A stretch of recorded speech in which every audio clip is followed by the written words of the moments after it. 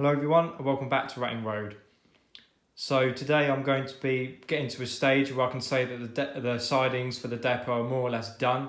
So I'm going to be adding the last few little bits of detail and just adding to the area in general, and then just calling it a time when I can say that it's all done and then I can move on and start the next task.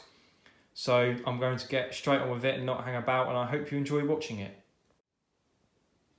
So the main things that I need to be done is just the last little bits of detail. So I need to finish off the gravel path and then take the path up there as well.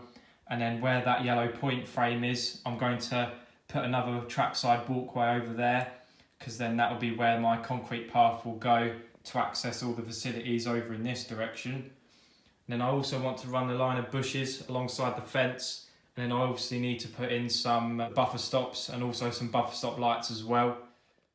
So over here we have a variety of things that I'm going to be putting on the layout in the video. So starting on the left hand side we have a variety of foliage by Tajima 1 Miniatures. I don't know if I'm pronouncing that correctly, but I bought these from eBay, and as you can see they're pre-made and in clusters.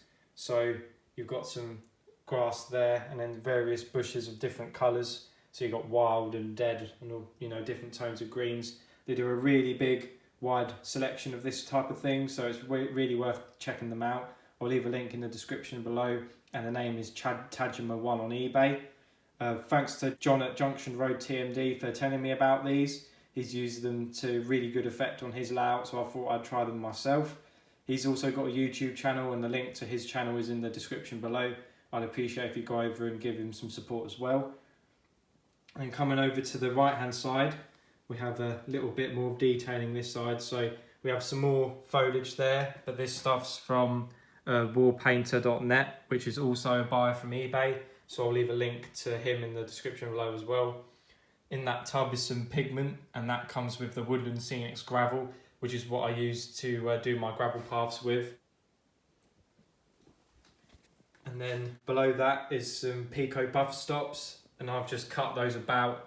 As you can see, I've cut the backs off. So they're the 00 scale ones for the Code 100 track or Code 75. They also do bullhead as well, but they're a different type.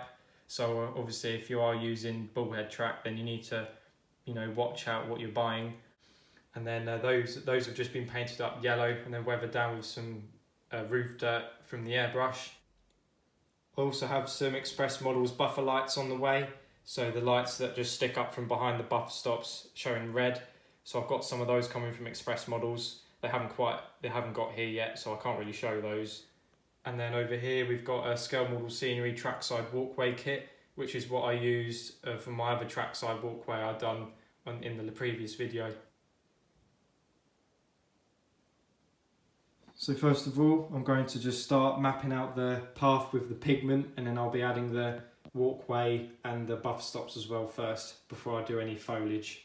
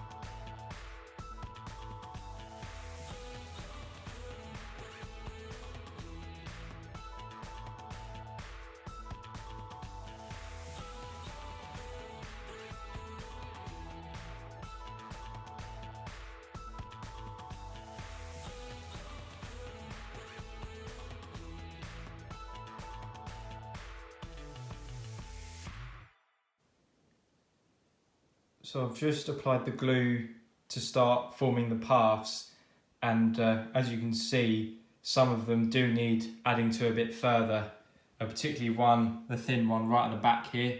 I didn't quite put enough pigment there to begin with, but it did map out the path, which was good. But if I just come over here, you can see after I stopped filming, what I did is I just added a bit more of the pigment on top of the wet surface, and it has, you know, bonded together nicely, and it has made the path stand out a lot better.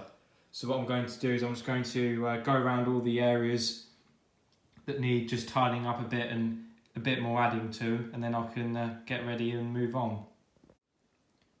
So as you can see, I finished adding some more of the pigment to the paths to make them stand out a bit better, and I'm happy with how they've come out. I didn't go too far in the corner because of how much glue I applied over there, but I'll probably just leave it as it is once it's all dried. And then over here as well I've done, so you can really see the path now. I might just go over it with the airbrush once it's all dry, just to make it a bit of a lighter colour, but we'll see. And as you can also see, there's the foot crossing there, and then what will happen is the drivers will be able to come this way and then walk to the left here to get to the facilities, or to the right to access the car park, which will be over here. So at least I've thought it out. And then what I'm debating is over in this sort of little area there, I might have some more dirt path, or, you know, the path continuing along here where the grass just isn't, you know, it isn't present, and then around there as well. But then again, the drivers will also just climb over random bits of track anyway when they're manoeuvring around.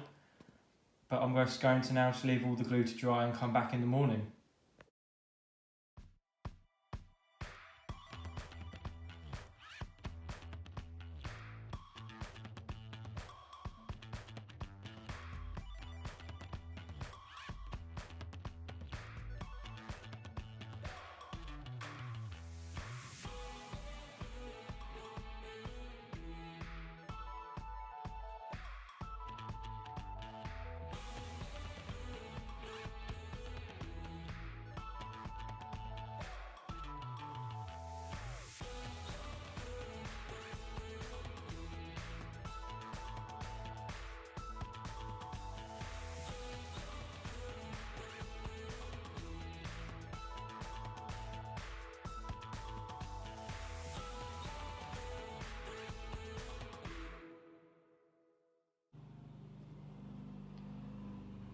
So as you can see, I've put the buffer stops in now, and I was meant to fit some Express Models buffer lights, but my order got cancelled unfortunately, because they've decided to not cease operation, but they've basically cancelled out all outgoing orders for the time being, unfortunately.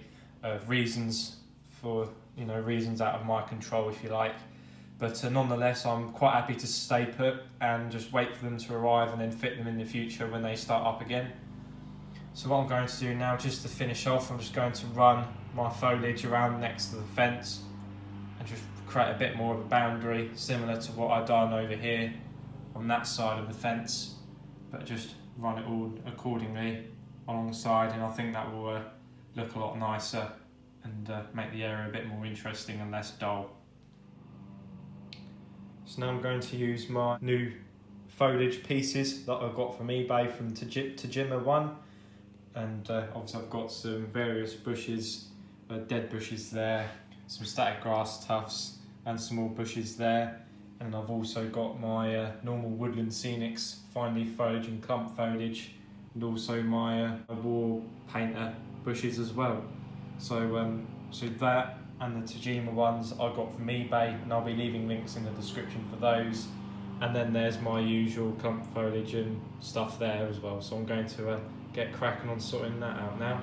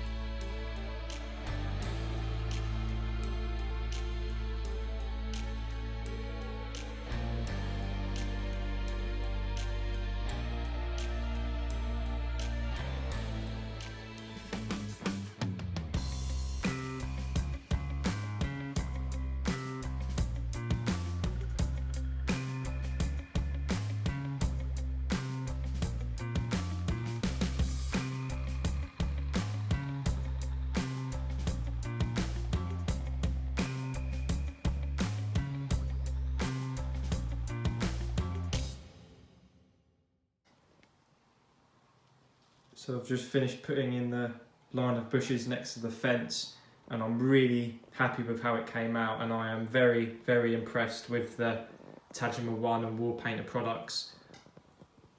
I'll certainly be buying these again in the future. I think they're far better than the generic sort of wooden scenics stuff. But I've also put some fine leaf foliage and clump foliage in there as well, but it really does look nice in my opinion. I've come up to just before that buffer stop because I don't want to take the risk of getting things like paint when I come to do the car park here soon. So I've stopped around there. So I'm happy with those, and as you can see, I haven't used nearly half of it. You can see what of the pieces I sort of like the most, if you like. But like I said, I was really impressed with these. They're all self-adhesive, so it's a matter of getting your tweezers or your fingers and just pulling them off and then sticking them down. There's no nonsense of getting glue on your fingers and stuff. But I'm really happy I bought these, and I'll certainly be buying more of them. You can find Tajima 1 on eBay along with Warpainter, and these boxes cost around a fiver each. So it's certainly not a bank breaker, and I really do think they're worth the money. Okay, so I'm going to leave it there for today.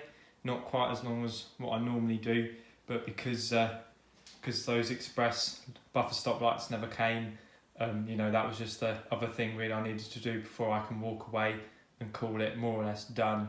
So when the time comes where I can get some, then those will go in. But for now, I'm just going to step back and, you know, call it done for the time being. So in the future, apart from the buffer stop lights, I do want to make this centre area a bit more, you know, a bit more presentable and a bit more interesting rather than just left a bit plain.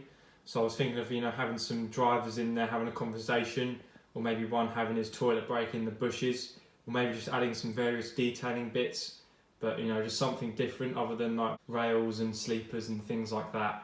So if you can, you know, give me some ideas and leave them in the comments, then maybe I can look at getting some of them implemented in the future, and I'd highly appreciate that. So apart from that then, this area is more or less done, and in the next instalment on the layout I'll be starting the car park in that area, so I'm really looking forward to getting that done. Obviously here's my practice piece I've done some weeks ago now, so I'll be doing the same thing as that, and I'm all ready to go for it as far as I know. So I'm looking forward to getting it done and started. And one last quick note before I finish up. Ratting Road is now on Instagram. I made an Instagram page a few days ago now, and it's doing all right at the minute, but I'm leaving a link in the description below, so you can all check that out and give me a follow on there if you wish. And for those who are relatively new on the channel, there's also a Facebook page you can follow as well to see regular behind the scenes and updates, etc. It's just you know, just more ways that you can keep up to date with the layout if you wish. So to finish the video off, I'm going to do the more exciting part I'm sure you've all been waiting for, and that is announce the winner of my competition. So my YouTube competition was to count how many wagons were being pulled behind a Class 66 in my last video on the depot, and the correct answer was 54. And as you can see when I scroll down, the amount of people who are potential winners. So if you see your name on there, then congratulations, then you're in the opportunity to win the voucher. So here I am scrolling down, and you'll see your name with a number next to it. And how that works is, if you was the first person to comment and the right answer, you're number 1. Then if you were second to comment and got it right, you're number 2, etc. So, you know, if you're number 19, for example, then you're the 19th. Then you were the 19th person who commented the correct answer. So now that you know your potential winners and know your number, I'm going to hop right onto a random number generator. So now we're on the random number generator, just the standard Google one by the looks of it, and I've totally reset the generator, so it's resetting at 1. So what I'm going to do is just now enter in the total number of winners, which was 29, just so it's it's all fair. So without further ado, I'll click generate, and just want to wish good luck to everybody. So time to cue the virtual drum roll.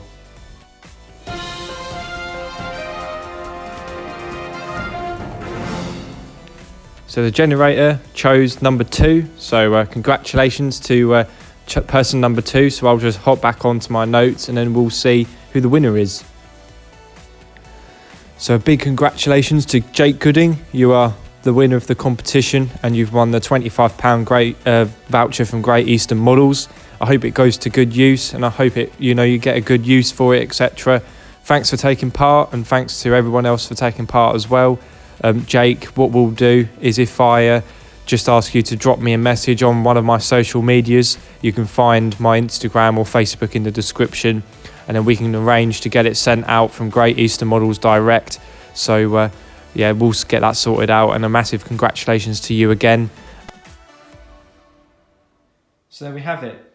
A big congratulations to Jake again for winning the competition, and also a big well done, or a big thank you rather, to those that took part, whether you got it right or wrong. It means a lot that people at least tried and got involved anyhow. So thanks for that, and thanks for the continued support, etc. Certainly, just makes it more worthwhile doing, makes me want to do it more. So that's it for today, and I hope you enjoyed the video. Please do check out my Instagram and Facebook pages if you wish to follow the layout and see some behind the scenes. I do post on Facebook and Instagram very regularly. I don't really tend to get involved with the community tab on YouTube, even though I probably should, but it's there if you want it. So that's enough from me today, and I'll see you in the next video when I'll hopefully start tackling on the car park, and then we'll see a bit of concrete on the layout. So till next time guys, happy modelling and stay safe. Bye.